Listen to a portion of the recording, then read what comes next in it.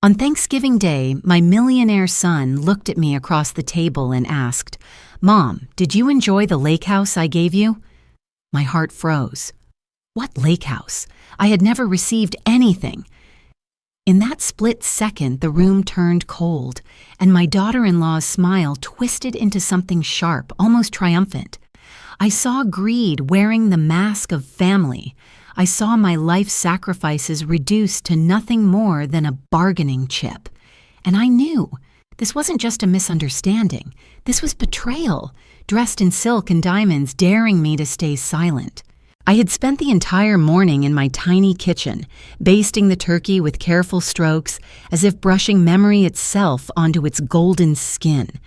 The apartment smelled of sage and butter, and for a fleeting moment, I allowed myself to imagine my son's voice echoing through these walls again, warm and boyish, before life had hardened him.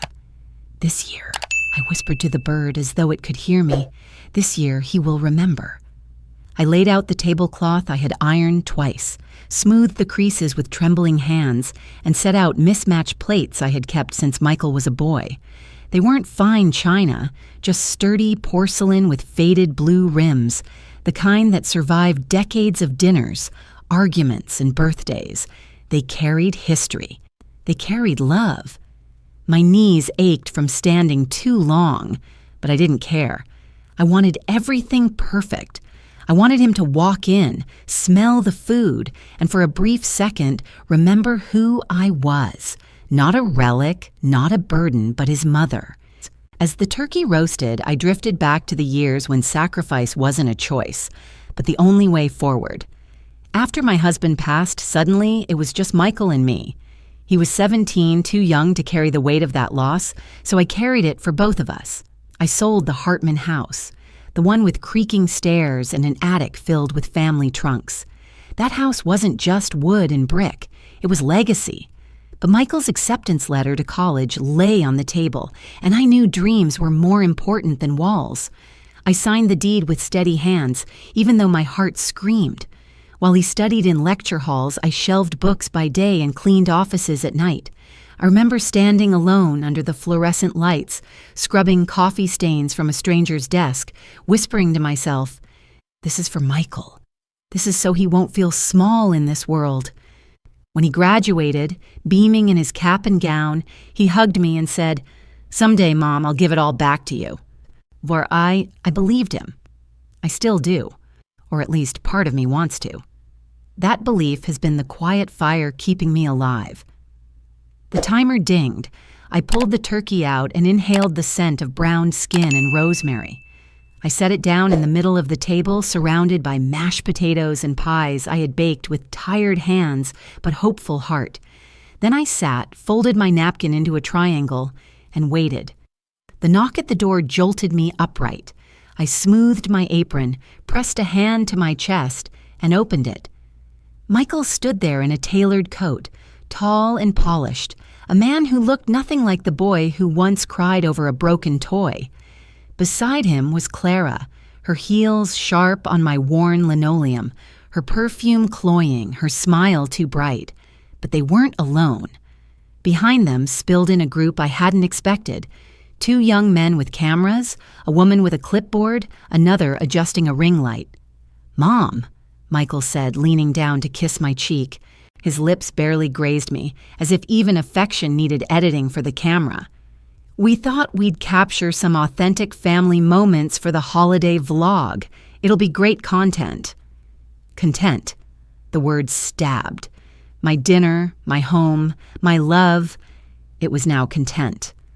Clara's eyes sparkled as she surveyed the room, already rearranging it in her mind for better framing. I forced a smile, though my stomach clenched. "Of course. Sit down. The food is ready." The crew buzzed around, adjusting angles, asking me to lift the turkey platter higher, to smile while holding the carving knife. I did as they asked, my hands stiff, my heart sinking. This wasn't a family dinner, it was theater. As Michael sat, he glanced at the camera and then at me. "Mom, did you enjoy the lake house I gave you?" His voice rang out cheerful, almost rehearsed. My fork slipped from my fingers and clattered against the plate. The room went still, the cameras capturing every twitch of my face. "What house?" I whispered, my throat tightening. "I never received anything."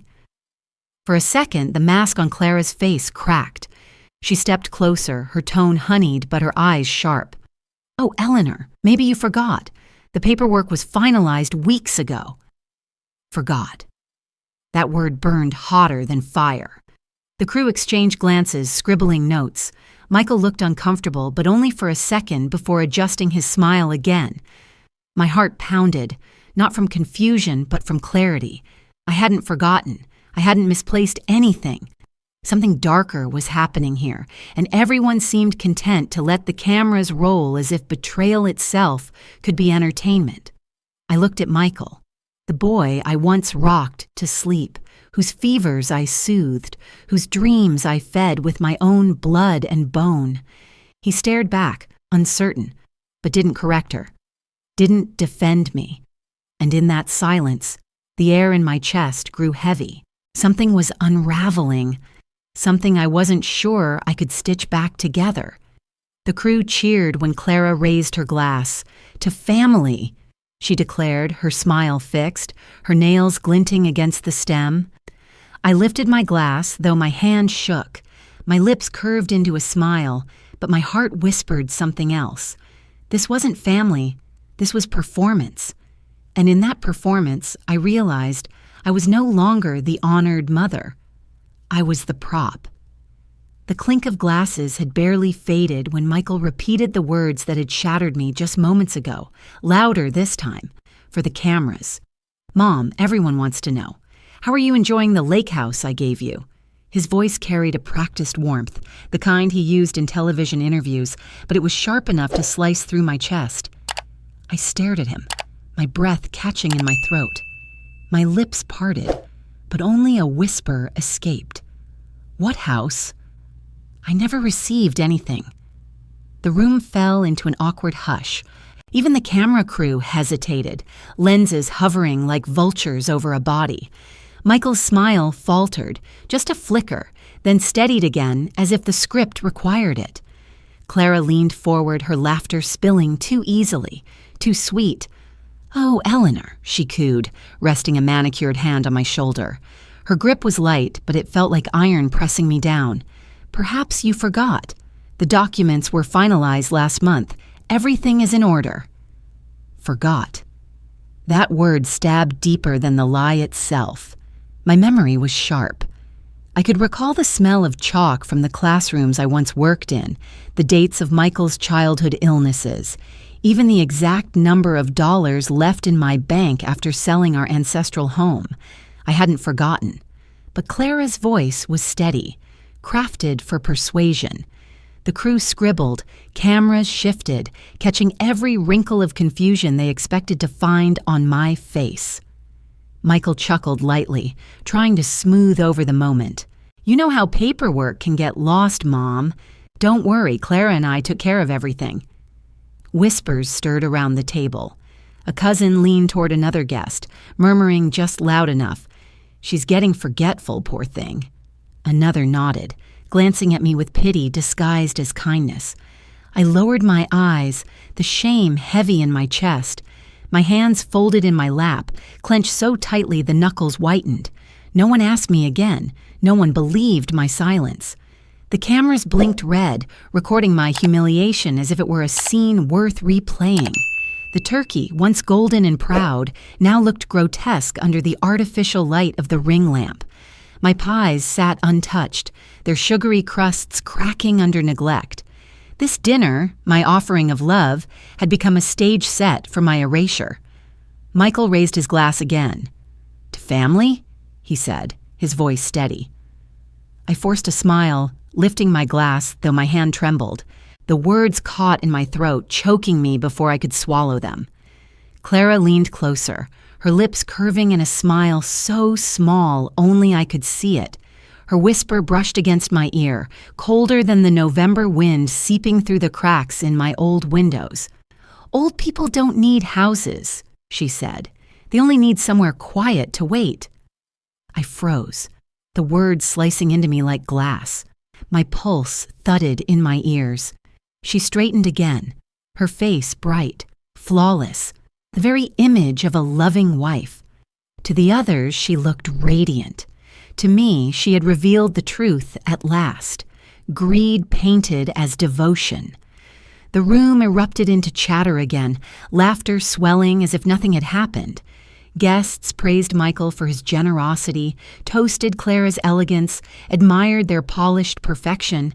No one noticed me staring at my plate, the mashed potatoes cooling into a gray paste. In that moment, I understood something more terrifying than betrayal: invisibility. I wasn't just forgotten. I was erased. My sacrifices, my love, my very existence had been edited out of the story they were writing for themselves. I thought of the nights scrubbing floors until my back burned, the mornings spent stretching paychecks so Michael could have piano lessons, the decades of loneliness softened only by the hope that it all mattered. Now, with one sentence, Clara had turned it all into nothing. Michael clinked his glass against hers, his smile wide, his arm wrapped around her shoulders. "Mom has always been supportive," he said proudly. "This lake house is just a token of gratitude." The cameras swiveled toward me, waiting for the motherly smile, the grateful nod, the line that would complete the narrative. I lifted my head, eyes stinging, but I said nothing. My silence was heavy, sharp. I knew it would not fit their script, but it was the only truth left to me. The crew packed up after dessert, still chattering about lighting and angles. Clara kissed my cheek perfunctorily, her breath sugary with wine. Michael hugged me lightly, already half-turned toward the door. "We'll visit soon, Mom. Don't worry about the details." When the door closed, I sank into my chair, the echo of their voices still buzzing in the room. The turkey bones lay picked clean, crumbs scattered like evidence of a crime. My chest felt hollow, scraped bare. I gathered the plates slowly, stacking them in the sink, rinsing each one under water that ran too hot. The scald on my skin grounded me, reminded me that I was still here, still real, even if they had decided otherwise. I dried my hands on the same faded towel I had used for years, its threads frayed but loyal. I pressed it to my face, breathing deeply, holding back the cry clawing its way up my throat. Through the silence, her whisper lingered. "Old people don't need houses." I closed my eyes. My body trembled, but my mind grew still. Somewhere inside, a thread had snapped, not from weakness, but from awakening. The cameras had left, but their red lights burned in my memory. The humiliation was permanent, and so I knew something inside me had to change just as permanently. The night after the dinner, my apartment felt colder than usual. The heat clicked on with its familiar rattle, but it did little to warm the silence. I set my purse on the counter, shrugged off my coat, and sat at the kitchen table where a single lamp cast a yellow glow. The turkey leftovers I had carefully wrapped for Michael remained untouched in the refrigerator. He hadn't even thought to take them. My stomach twisted with hunger, but I couldn't bring myself to cook. Instead, I pulled out a stale piece of bread, tore it in half, and chewed slowly. Each bite was dry, almost painful, yet I forced it down. My throat burned, but the silence burned more. No phone call, no message, not even a casual, "Thanks, Mom." And the only sound was the steady hum of the refrigerator and the distant murmur of neighbors' televisions. I stared at the crumbs on the table, and suddenly I remembered how, years ago, I had dreamed of nights filled with laughter, my grandchildren running through the rooms of the Hartman house, Michael at the head of the table. Instead, here I was, alone, gnawing on stale bread in a dim apartment, while strangers with cameras feasted on my humiliation. When the bread was gone, I stacked my unopened mail in front of me, a ritual I often delayed, bills, notices, and one thick envelope from the bank. I sighed and slid it open with the corner of a butter knife. At first the numbers blurred, but as I scanned down the page, something caught my eye, a withdrawal, large enough to make my heart jolt, recorded weeks ago. The amount was familiar. Too familiar. 30 years ago, when Michael was a struggling student, I had lent him that exact sum from my savings, scraping together every last dollar. I remembered counting the bills at the kitchen table of the Hartman house, sliding them into his eager hands and whispering, "This is for your future." Now, the exact number appeared again, but this time as a withdrawal I had never authorized. My breath quickened. Slowly, painfully, the truth uncoiled. The lake house Michael had boasted about wasn't a gift from him at all. It had been bought with my own money, money I had sacrificed decades ago, money I had never reclaimed.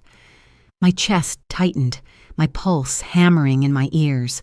Betrayal was one thing, but betrayal carved from my own sacrifice? That was something darker. I folded the paper with trembling hands, slipped it back into the envelope, and pushed it aside. The silence pressed heavier, the walls of my apartment closing in. My mind screamed, but no one heard. No one ever did. To steady myself, I opened the drawer where I kept old photographs. My fingers landed on one. Michael at 7 years old, beaming as he held up a shoebox. Inside was a small green frog he had begged me to let him keep. I had wanted to say no. Frogs belonged in ponds, not bedrooms. But his eyes were so full of wonder that I gave in. "All right," I had told him, crouching beside him in the kitchen. "But you have to feed it, keep its box clean, and treat it gently.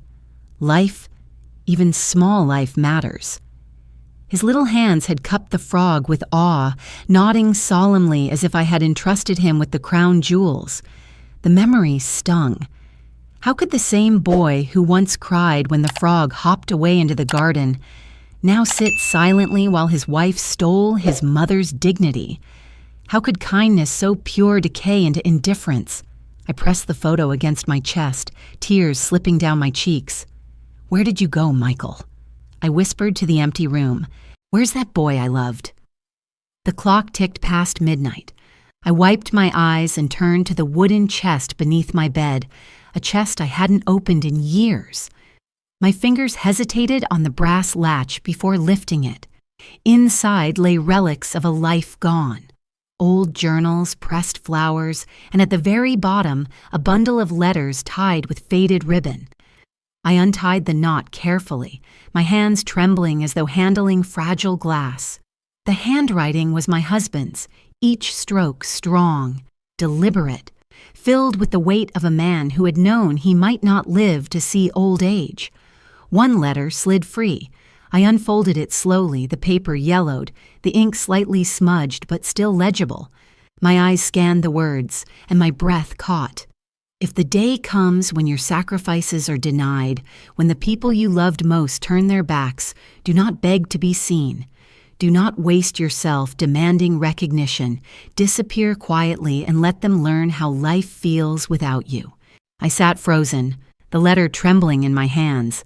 My husband had written this years before Michael had even left for college, as if he had foreseen the loneliness awaiting me. My heart thudded painfully against my ribs, caught between grief and revelation. The words sank deep, heavier than any stone. Disappear quietly. The notion terrified me, yet it carried a strange allure. What if silence, not confrontation, was the answer?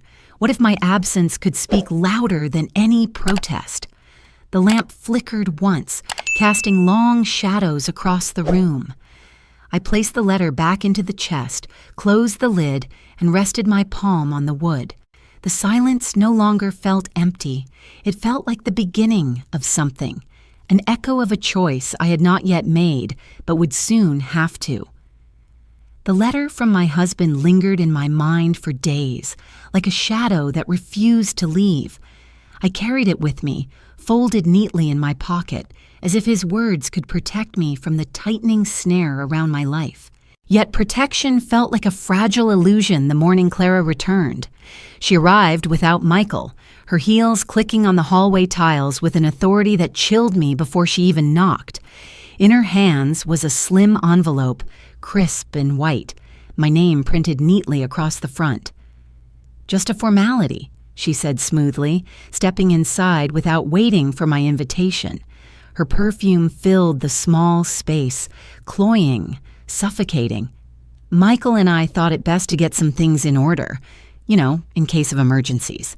She slid the envelope across the table toward me and sat down, her smile polite, practiced.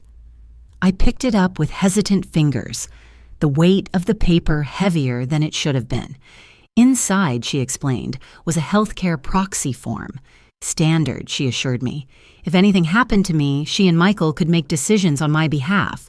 Her words were velvet, but my skin prickled.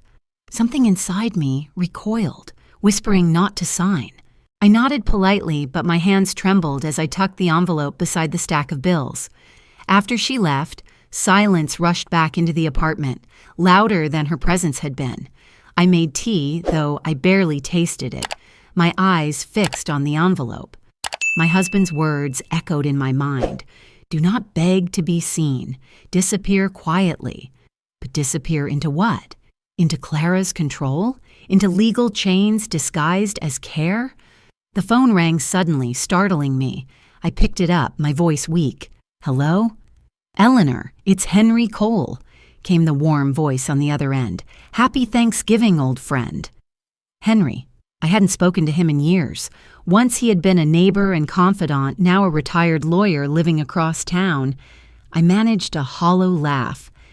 "Happy Thanksgiving, Henry," though mine was eventful. Something in my tone must have betrayed me because he grew serious. "Tell me." And I did.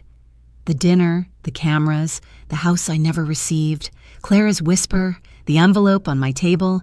Words spilled out of me like a dam breaking, decades of silence rushing into the receiver. There was a pause.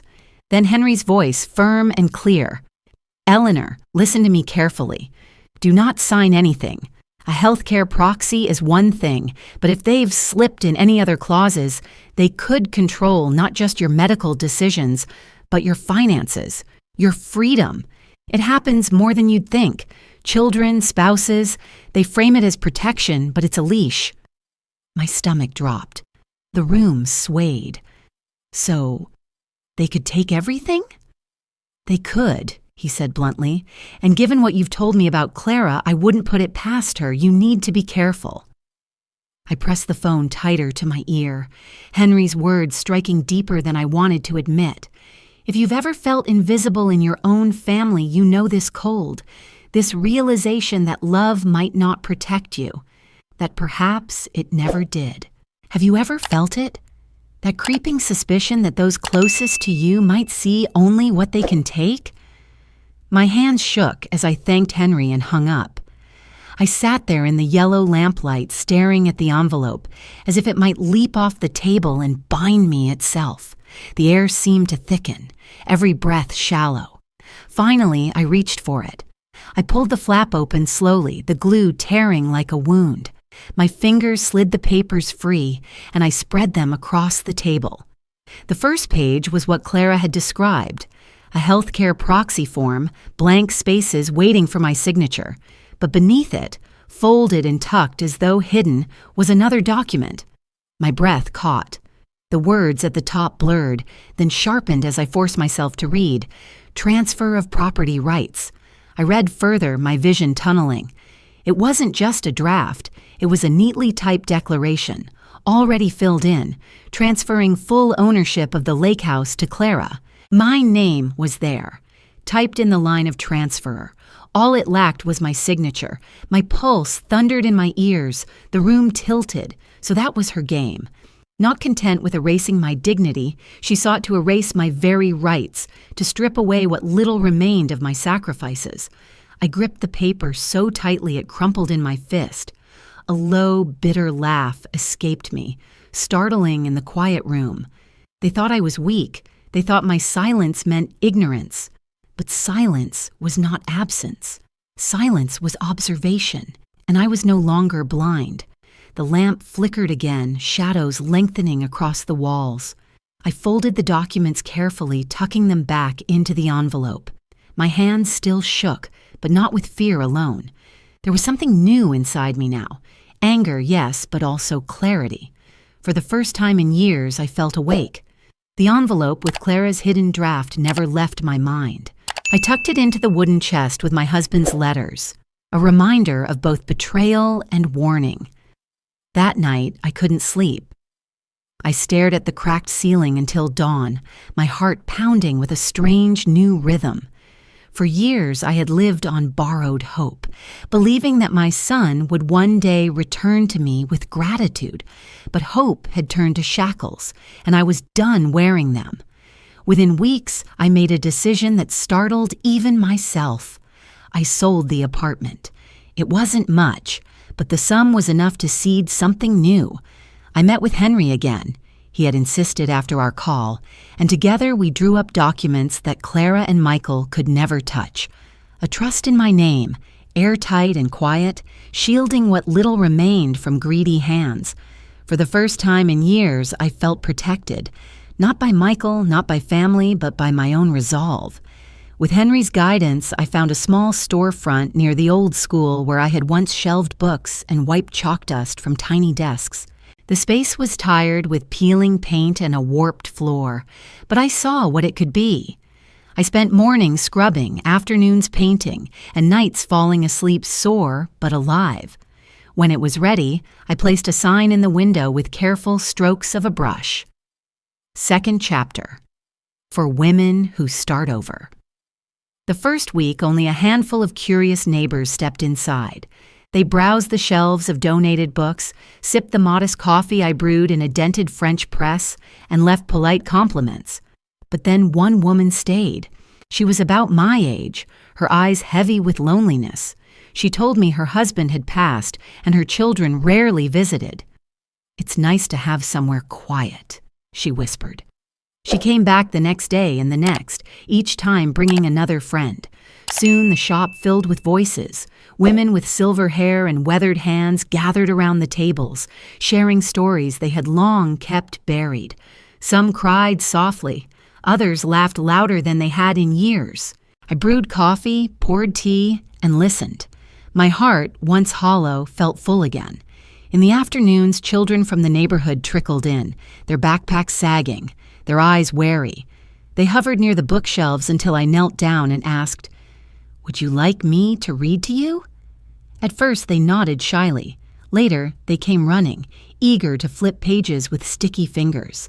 I began offering reading lessons for free, my voice carrying over the hum of the coffee machine. "Every story is a key," I told them, "and every key opens a door." Those moments became my sanctuary. Watching a boy sound out his first sentence, or a girl beam when she finished a book alone, it was enough, more than enough.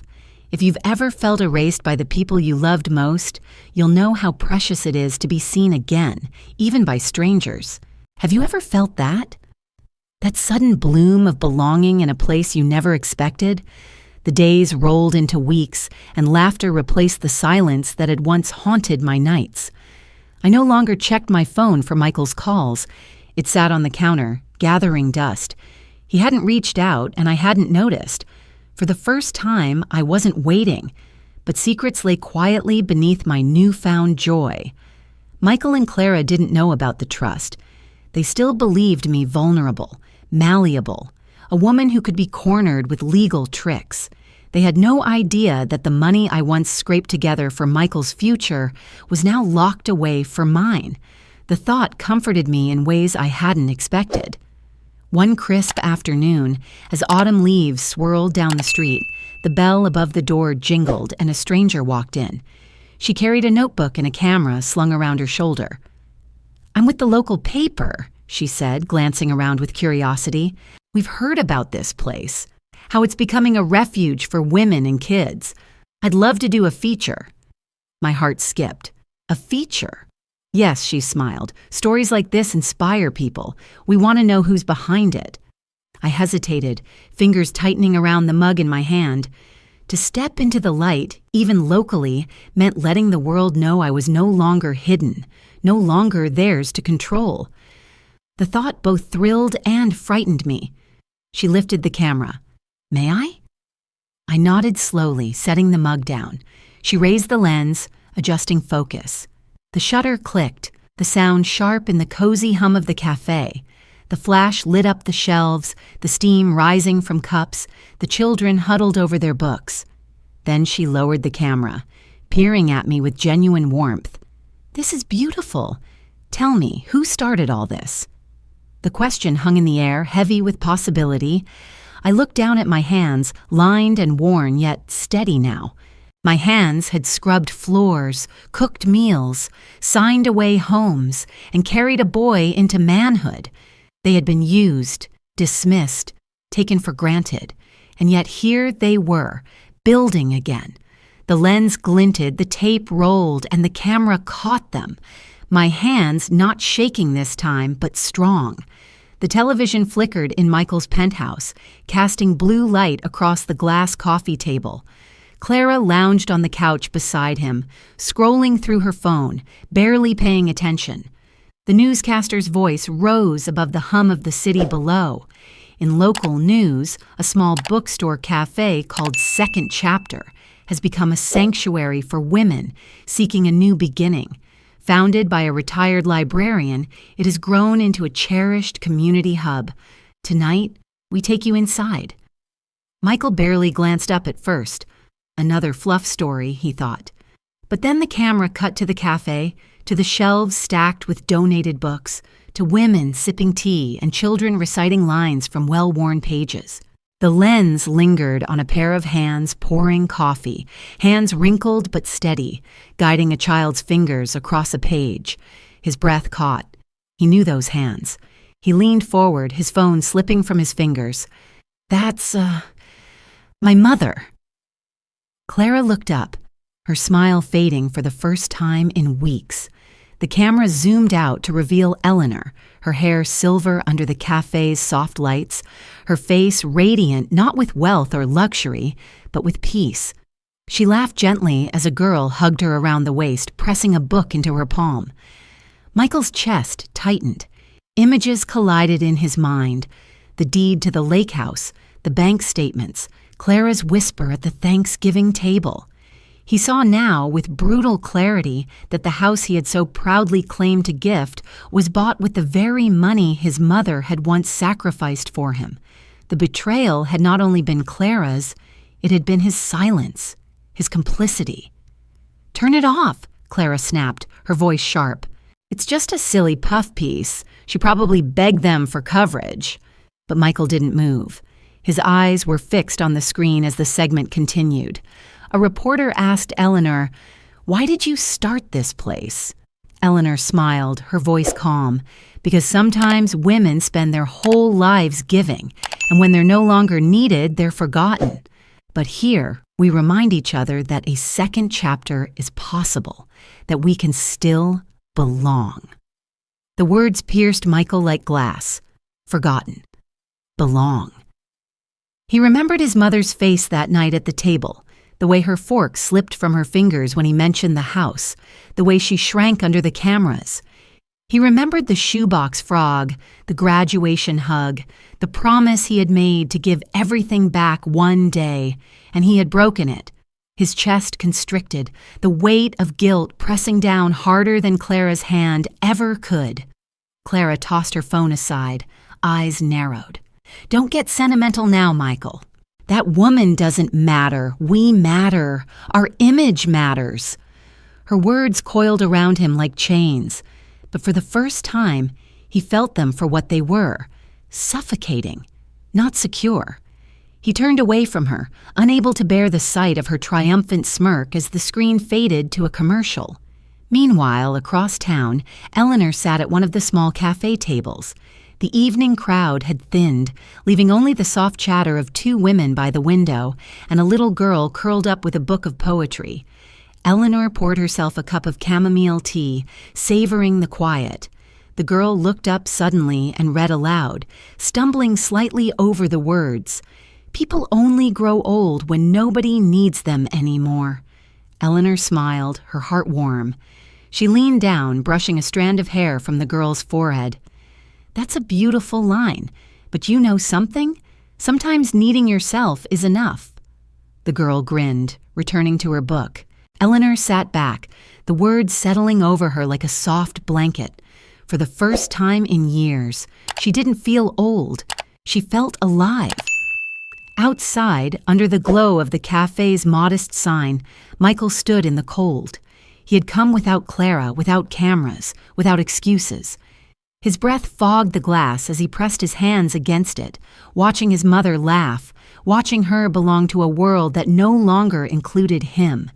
He wanted to push the door open, to rush inside, to fall at her feet and beg forgiveness. But his feet stayed rooted to the ground. His throat tightened with words he could not form, with love he had squandered, with time he had wasted.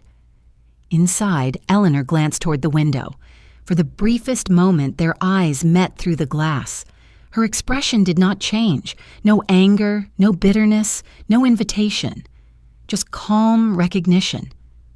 She turned back to the girl, her laughter carrying through the cafe, unshaken. Michael pressed his forehead against the glass, tears stinging his eyes. He realized then what his father must have known when he wrote those letters. Sometimes the loudest sound is silence. Eleanor didn't wave. She didn't rise. She didn't beckon him in. She simply continued, her voice soft, her presence strong. And in that silence, Michael understood. He had lost her, not through death, but through his own neglect, and there would be no second chance.